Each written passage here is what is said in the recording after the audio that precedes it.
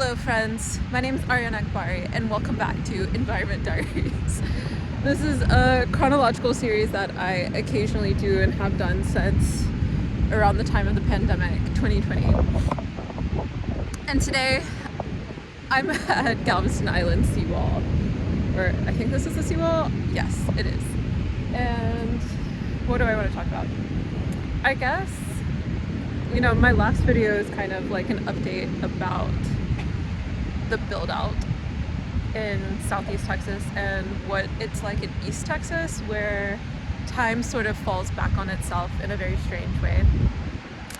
And in Galveston, which is just like 1 to 2 miles or 1 to 2 hours away, the energy is very different, but you can still see like the vestiges of, you know, the world that is governed by the oil industry, I guess. But what I love most about Galveston is its free-spiritedness, its resilience, and the beach, of course. I love water. I'm a water side. So behind me, I want to point out, this is like the famous pier. You can theoretically ride the rides. I've never actually ridden those rides. But I do walk along this beach a lot. And what are my other thoughts? There's some really cute tiles along the benches along the seawall which talk about environmentalism, which is really cute. It's a dialogue that doesn't exist in most other parts of Texas. I think Galveston, because it is like a more liberal area, because it is more like of a beachy area, I think those kind of regions tend to attract both like artists and like people who are more invested in their natural environment, just because the proximity to it is so much greater, I guess, like ideologically somehow, because like we all live in an environment.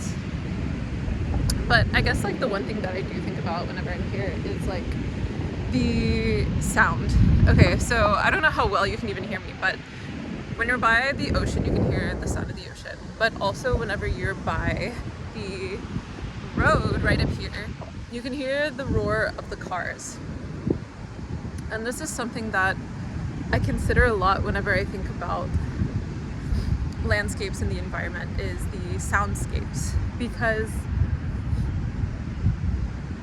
we don't know what exactly we're missing. I don't know, I think like more people just need to pay attention generally.